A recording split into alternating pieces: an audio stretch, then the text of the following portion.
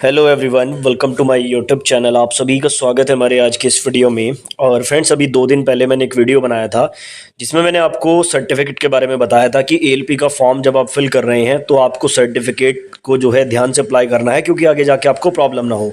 अब उस वीडियो पे बहुत सारे कमेंट आए हैं और काफ़ी सारी जेन्युइन प्रॉब्लम है स्टूडेंट की। तो बेसिकली आज का ये वीडियो देख के आपके जो सारे डाउट्स हैं वो क्लियर हो जाएंगे। इस वीडियो में मैं आपको बिल्कुल क्लियरली बताऊंगा कौन सा सर्टिफिकेट चलने वाला है, क्या इस सर्टिफिकेट के कारण आपका फॉर्म रिजेक्ट हो सकता है, डीवी के टाइम पर आपको क्या प्रॉब्लम आ सकती है। एक एक डाउट आपका इस वीडियो में क्लियर हो जाएगा। बिना स्किप के इस वीडियो को एंड तक जरूर देखें और चैनल पर नए हो तो चैनल को अभी सब्सक्राइब कर लो, क्योंकि रेलवे से जुड़ी पल पल की अपडेट हमारे चैनल पर दी जाती है।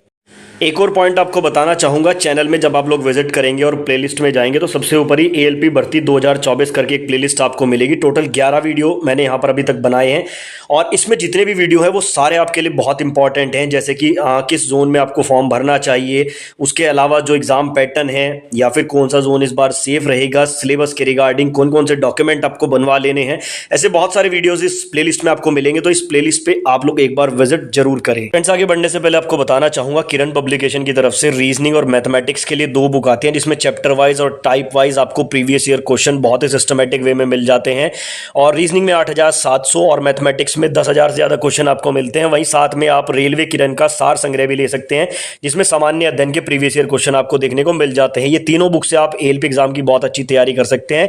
इनका डायरेक्ट लिंक आपको डिस्क्रिप्शन में मिल जाएगा, साथ ही नजदीकी बुक स्टोर से भी आप इनको परचेज कर सकते हैं। तो देखो, मैंने लास्ट वीडियो जो बनाया था डॉक्यूमेंट्स के ऊपर, उसमें काफी सारे स्टूडेंट को अभी भी कंफ्यूजन है और ज्यादातर जो स्टूडेंट हैं वो ओबीसी वाले हैं जिनको कंफ्यूजन हो रहा है। इस वीडियो में मैं स्पेशली बात करूंगा ओबीसी के कास्ट सर्टिफिकेट के बारे में। वैसे तो एससी एसटी का भी कास्ट सर्टिफिकेट बनता है, लेकिन उनको ज्यादा प्रॉब्लम नहीं आती है, क्योंकि उनके सर्टिफिकेट की जो वैलिडिटी है वो लाइफ टाइम होती है। एक बार अगर उन्होंने सर्टिफिकेट बनवा लिया एससी एसटी वालों ने तो वही चल जाता है, लेकिन ओबीसी के सर्टिफिकेट की जो वैलिडिटी होती है वो 1 साल की होती है। और इसी कारण से बहुत सारे स्टूडेंट हो रहे हैं कंफ्यूज। इसलिए इस वीडियो में मैं डिटेल में ओबीसी को डिस्कस करूंगा, लेकिन अगर आप लोग चाहेंगे तो कमेंट बॉक्स में जरूर बताना, उसके बाद मैं ईडब्ल्यूएस एससी एसटी वालों को भी डिस्कस कर दूंगा। देखो, सबसे पहले तो मैं आपको बता दूं ओबीसी का मैटर होता क्या है। ओबीसी में बेसिकली आपकी 2 कैटेगरी आती हैं। जैसे ये ओबीसी है, एक ओबीसी में होते हैं क्रीमी लेयर और दूसरा होता है नॉन क्रीमी लेयर।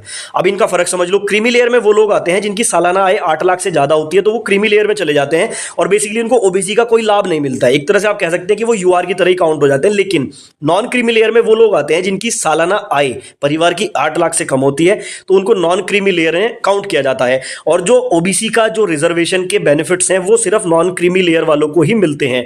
अब यहां पर पहली चीज क्या है, ओबीसी नॉन क्रीमी लेयर का जो सर्टिफिकेट होता है उसकी वैलिडिटी 1 साल होती है। प्रत्येक 1 साल के बाद आपको वो रिन्यू कराना होता है। उस आपकी जो आय है उसको देखते हुए उसको रिन्यू किया जाता है। तो सबसे पहले तो मैं आपको बता दूं, अगर फॉर्म भरते टाइम आपके पास ओबीसी का जो नॉन क्रीमी लेयर का सर्टिफिकेट है, ठीक है, और वो 1 साल से ज्यादा पुराना नहीं है, तो आपको तो टेंशन वाली कोई बात नहीं है। आप बेहिचक उसका फॉर्म भर दीजिए एएलपी का, क्योंकि एएलपी का फॉर्म भरते टाइम आपका सर्टिफिकेट का नंबर वहां पे भरा जाएगा। जो आपका सर्टिफिकेट होगा कास्ट का, उसका नंबर वहां पे भरा जाएगा और डेट ऑफ इशू भी वहां पे मांग रहा है। अगर डेट ऑफ इशू मांग रहा है तो इसका मतलब रेलवे कहीं ना कहीं डायरेक्टली चाह रहा है कि 1 साल के अंदर का ही आपका सर्टिफिकेट हो। लेकिन यहां पर एक समस्या यह भी है, काफी स्टूडेंट का 1 साल से पुराना हो चुका है, नया उनका नहीं बन पा रहा है। तो मैंने लास्ट वीडियो में भी यही बात बोली थी कि अगर आपका नहीं बन पा रहा है तो जो आपका पुराना सर्टिफिकेट है, चाहे वो 1 साल से ज्यादा पुराना हो चुका है, आप उसी के आधार पर ये फॉर्म भर दीजिए। ठीक है, आपका फॉर्म रिजेक्ट होने के चांसेस बिल्कुल ना के बराबर हैं, क्योंकि ये जो सर्टिफिकेट है ये आपका डीवी के टाइम पर चेक किया जाता है। डीवी के टाइम पर आपको एक नया सर्टिफिकेट बनवाना पड़ेगा जो 1 साल से पुराना बिल्कुल ना हो। फिर वहां पे क्या होता है, रेलवे उसको वेरीफाई करेगा कि जब आपने फॉर्म भरा था उस टाइम आपने जो सर्टिफिकेट नंबर दिया था वो वाला सर्टिफिकेट आपको दिखाना होगा, एक नया दिखाना। उससे ये मैच हो जाएगा कि जब आपने फॉर्म भरा था तब भी आप ओबीसी एनसीएल यानी कि नॉन क्रीमी लेयर में थे और अभी भी आप ओबीसी एनसीएल यानी कि नॉन क्रीमी लेयर में हो। ठीक है, तो ये पूरा मुद्दा है। आई होप आपको समझ आ गया होगा। फिर से मैं आपको बता दूं, अगर नया बन सकता है तो नया बना के अप्लाई करो, क्योंकि नोटिफिकेशन में कोई डेट मेंशन नहीं की है। नोटिफिकेशन में सिर्फ इतना बोला गया है कि जब आपके फॉर्म की जो क्लोजिंग डेट है उससे पहले का आपका एनसीएल का सर्टिफिकेट होना चाहिए। अभी आगे मैं आपको दिखाऊंगा भी।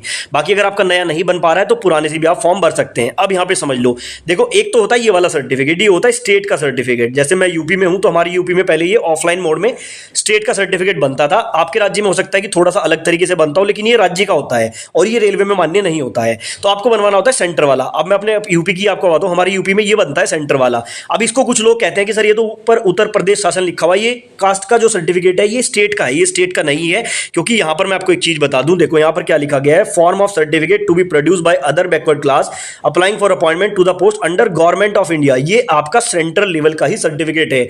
तो देखो, अगर उत्तर प्रदेश वाले स्टूडेंट मेरे इस वीडियो को देख रहे हैं और आपके पास ये वाला सर्टिफिकेट है तो ये बिल्कुल चलेगा, क्योंकि लास्ट ग्रुप डी के जो डीवी हमने भी दिया था उसमें सब में ये डॉक्यूमेंट चला था, किसी ने बाहर नहीं निकाला। इस तरह से ये बनता है। अब एक चीज यहां पर समझ लो, यहां पर एक लाइन लिखी हुई होती है, वो लाइन इंपॉर्टेंट होती है बेसिकली। देखो यहां पर क्या लिखा गया, this is also to certify that he she does not belongs to the person section creamy layer mention in column 3। यानी कि ये जो पर्सन है ये क्रीमी लेयर में बिलोंग नहीं करता है, ये नॉन क्रीमी लेयर का है।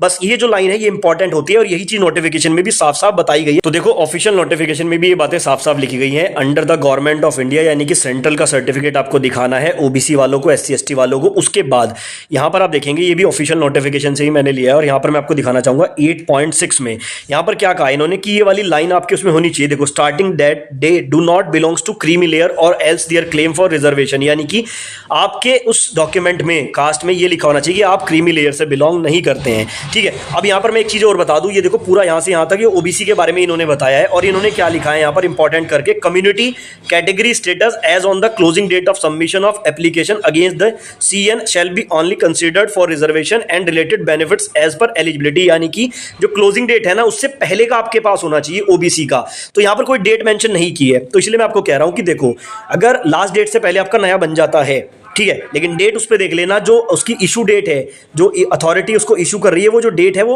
इस क्लोजिंग डेट से पहले की होनी चाहिए।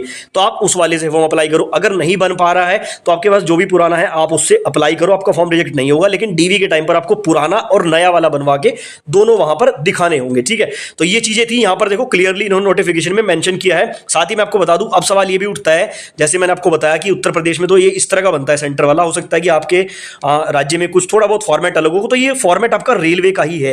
ऐसा नहीं है कि जो रेलवे ने एनेक्स्चर दिया है सेम वही आपको बनवाना है, आप चाहे तो उसको प्रिंट आउट करा के उस पर भी बनवा सकते हैं, लेकिन ये भी फॉर्मेट वही होता है। ठीक है ना, आपको बस ये बोल देना है जहां भी आप तहसील से, डीएम ऑफिस से, जहां से भी जाके बनवा रहे कि भाई मुझे एक सेंट्रल लेवल का कास्ट सर्टिफिकेट बनवाना है। उसके लिए आपका आधार कार्ड लगता है, 2 फोटो लगते हैं और मिनिमम से आपकी शायद फीस लगेगी, और हो सकता है कि पुराना सर्टिफिकेट मांग ले आपसे जो भी स्टेट का है, वो दिखा के आपका ये 3 से 4 दिन में बन जाता है। अब यहां पर मैं एक चीज बता दूं, काफी स्टूडेंट इस बात को लेकर भी कंफ्यूज होते हैं कि साइन किसके कराएं। तो देखो यहां पर इन्होंने सारी लिस्ट दी है जिसके साइन आप करा सकते हैं। District magistrate, additional district magistrate, collector, deputy commissioner, additional deputy commissioner, first class stipendiary magistrate, sub divisional magistrate. उसके अलावा यहाँ पर आप देख सकते हैं एक्स्ट्रा असिस्टेंट कमिश्नर, और यहाँ पर और भी इन्होंने नाम दिए हैं। लेकिन इन्होंने एक बात क्लियरली बोली है, revenue officer not below the rank of तहसीलदार।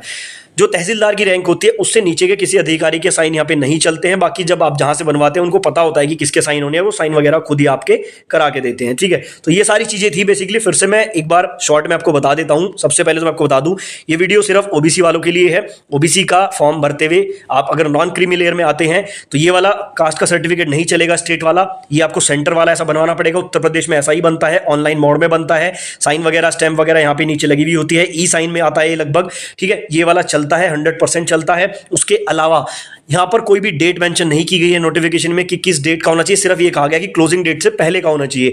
तो क्लोजिंग डेट से पहले का, अगर आप नया बनवा रहे हैं तो नए से फॉर्म अप्लाई करें, अगर नया नहीं बन रहा है तो पुराने से अप्लाई करें, लेकिन उस पुराने को फिर संभाल के रखना, वो डीवी के टाइम पर आपको रिक्वायरमेंट लगने वाली है। ठीक है, इस वीडियो में मैंने बहुत सारे डाउट क्लियर करने की कोशिश की है, लेकिन उसके बाद भी आपका कोई डाउट रह गया हो तो कमेंट बॉक्स में आप लोग पूछ सकते हैं।